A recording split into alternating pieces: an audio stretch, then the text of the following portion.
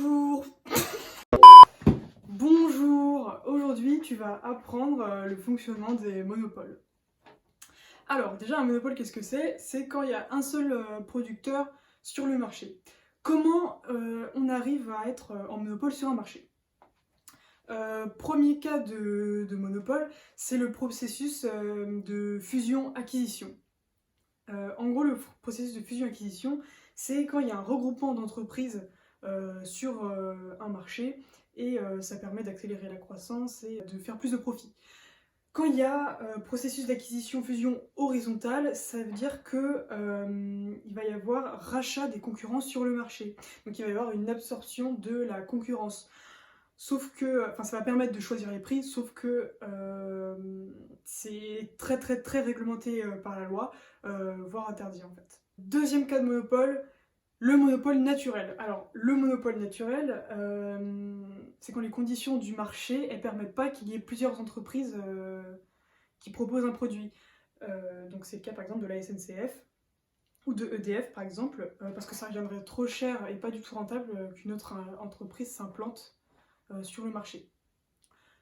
Troisième cas de monopole, le monopole de rendement d'échelle. En gros, on l'a vu, c'est les rendements d'échelle, c'est s'ils sont croissants, ça veut dire qu'en rajoutant des unités de capital et de travail en même temps, notre productivité, elle va augmenter énormément. Donc forcément, si on a une entreprise qui a toujours des rendements d'échelle qui sont croissants, elle va être beaucoup plus rentable que les autres entreprises sur le marché. Donc, quatrième cas de monopole, le monopole d'innovation. Par exemple, si j'invente une machine à faire des hologrammes, je vais déposer mon petit brevet et vu que je vais être la seule personne sur le marché à avoir inventé cette machine à hologramme et tout le monde va la kiffer, forcément je vais être en monopole et vu qu'il y a un brevet, personne d'autre peut la créer, sinon ils vont me devoir de l'argent. Donc ça c'est le monopole d'innovation. Par contre, ce brevet qu'on va déposer pour être en monopole d'innovation, on peut le revendre, on peut le louer, libre à nous de faire ce qu'on veut avec ce brevet.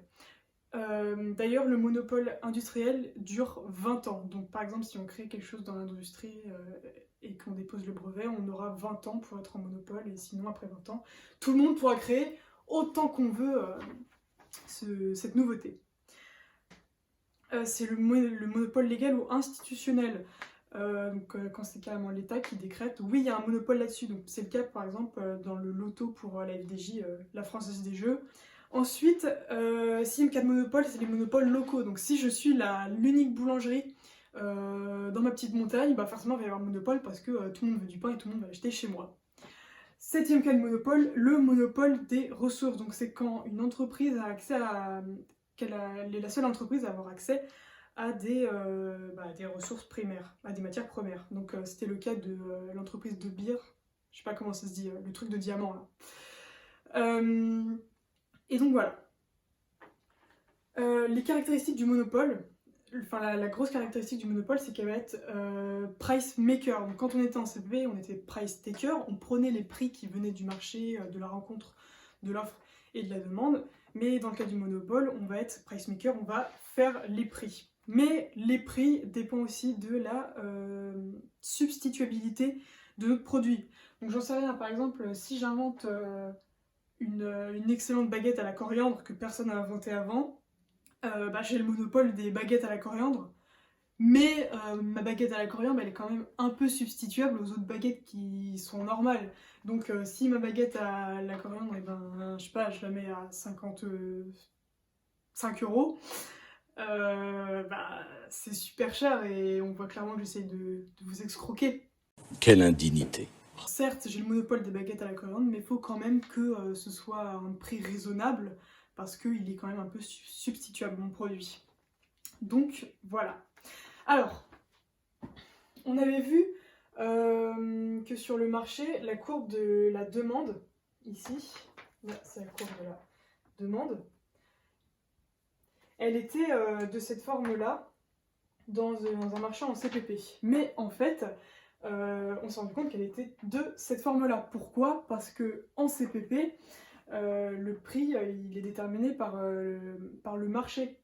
Donc en fait, quelle que soit la quantité qu'une entreprise va produire, sera toujours vendu au même prix, donc on estime qu'en fait la courbe de la demande, elle est de cette forme-là. Parce que quel que soit le prix, quelle que soit la quantité, on vendra toujours au même prix. Alors que justement, dans le cas du monopole, on est dans une courbe de cette forme-là. Pourquoi? Parce que justement, le fait qu'il soit price maker, qu'il fait le prix, ça va changer sa quantité. Si je décide de le vendre, de produire cette quantité, hop, je vais le vendre à ce prix-là, un peu plus cher. Si je décide de faire plus de quantité, je vais le vendre à ce prix-là. Parce que il faut garder une sorte de rentabilité.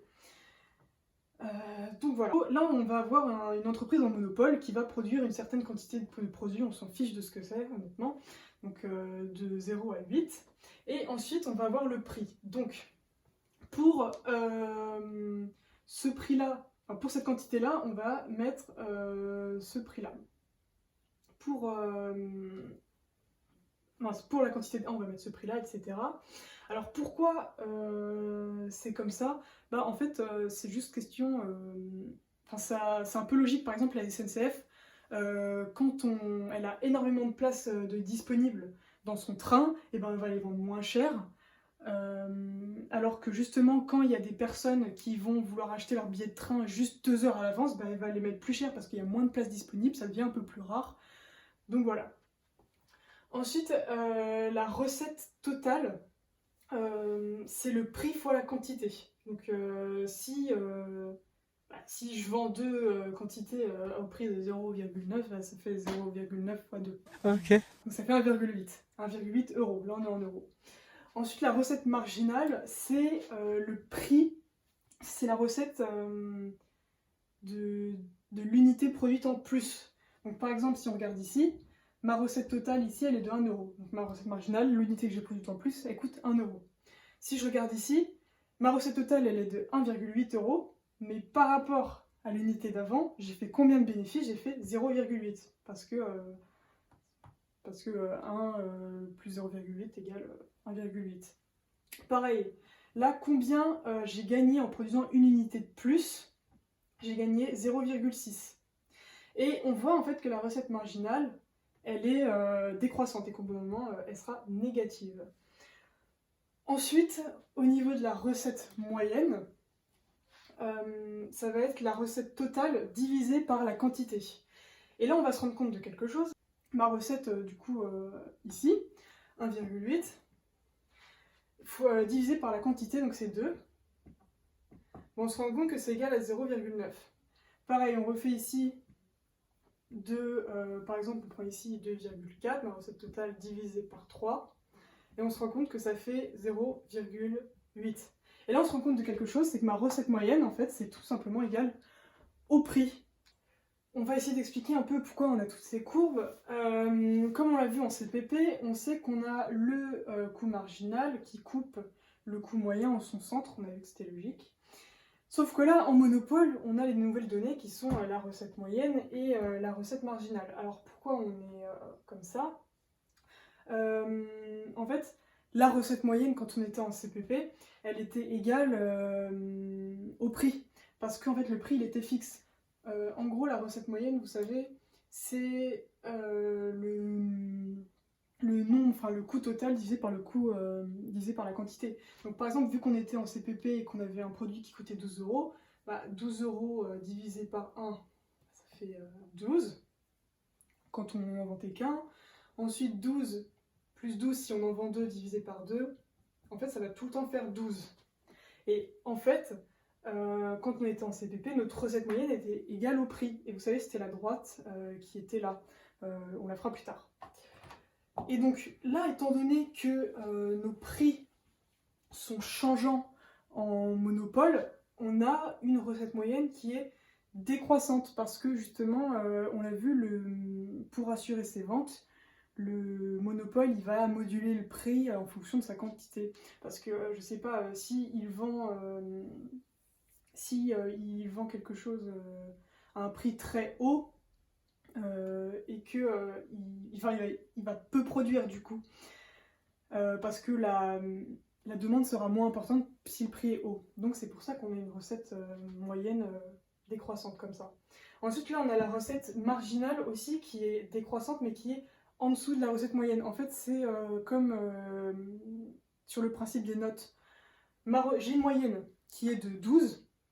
Bah, forcément, si pour qu'on passe de ce point-là à ce point-là, il faut que la nouvelle note qui s'ajoute, elle soit inférieure à ma moyenne. Donc, pour passer de ce point-là à ce point-là, si j'ai une moyenne de 12, il faut que, je sais pas, j'ai une note de 9, là. Donc c'est pour ça que c'est décroissant ici, et que là aussi c'est décroissant la recette marginale, mais en dessous de la recette moyenne. Alors voilà.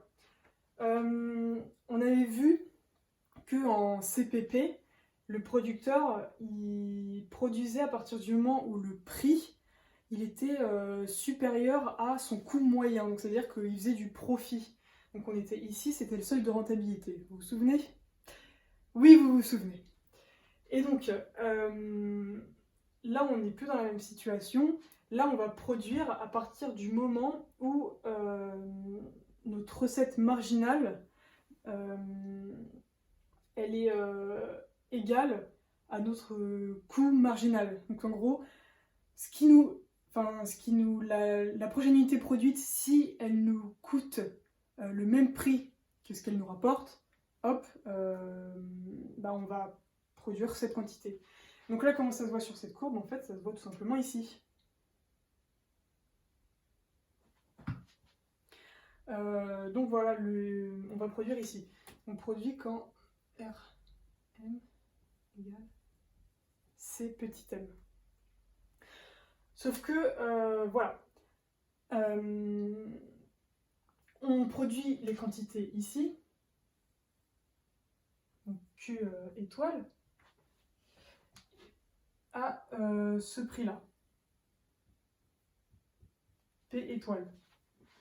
Et là, on se dit, mince, parce que j'ai une... là, c'est la courbe de demande, la recette moyenne, et j'ai une demande qui est supérieure au prix que je mets. Donc ça veut dire qu'en gros, les personnes qui sont ici, à partir de là, elles sont prêtes à mettre plus d'argent que ce que propose l'entreprise. Du coup, le monopole va se dire, bah c'est hyper bête, pourquoi je vendrais à ce prix-là alors que je vais avoir autant de demandes si je mets un prix supérieur ici.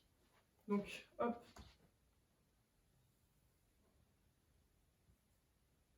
P prime, voilà. Et donc voilà, en gros, le monopole, il va produire à partir du moment où son RM est égal à son CM, mais il va aussi regarder sa recette moyenne qui correspond en fait à sa courbe de demande, et c'est là qu'il va se faire du profit. Ah, regarde. Rien que le son. T'entends? La symphonie de l'argent. Je t'entends, l'argent, je te jure, je t'entends. Alors, on l'a vu tout à l'heure, la recette moyenne c'est égal au prix, parce que j'ai un prix qui est fixe, donc par exemple 12 euros. Ma recette moyenne c'est égal à 12 euros divisé par 1, donc 12 euros. Ensuite, si j'en fais 2, ça fait 12 plus 12 divisé par 2, ça fait toujours 12 euros, et ainsi de suite. Sauf que c'est aussi égal à la recette marginale en fait, parce que, encore une fois, le prix est fixe, donc l'unité qui est faite en plus me rapporte toujours 12 euros. Donc on a en fait le prix qui est égal à la recette marginale, qui est aussi égal à la recette moyenne. Et on sait qu'en CPP, le producteur produit à partir du moment où l'unité en plus qui est produite rapporte autant que ce dont ça lui coûte. Et donc en fait sur ce modèle, en fait, ça se traduit par ce point-là. Parce que on a notre recette moyenne, qui est en fait égale au prix, qui est égale au coût marginal. Donc, en fait, on va avoir en CPP un prix qui va se mettre ici. CPP, on va l'appeler. Et donc, en fait, c'est pour ça qu'en monopole, on va vendre plus cher que en situation de concurrence. C'est pour ça donc le monopole est une situation que les entreprises veulent avoir parce que ça rapporte plus. Alors ensuite, qu'est-ce que ça donne concrètement sur l'équilibre général du marché? Alors, on a fait un zoom sur le marché. Et en fait, là, comme on l'a vu, on a le prix qui est en CPP qui est inférieur au prix en monopole. Et pareil, au niveau des quantités, on a des quantités moins importantes pour le monopole, mais supérieures pour le marché en CPP.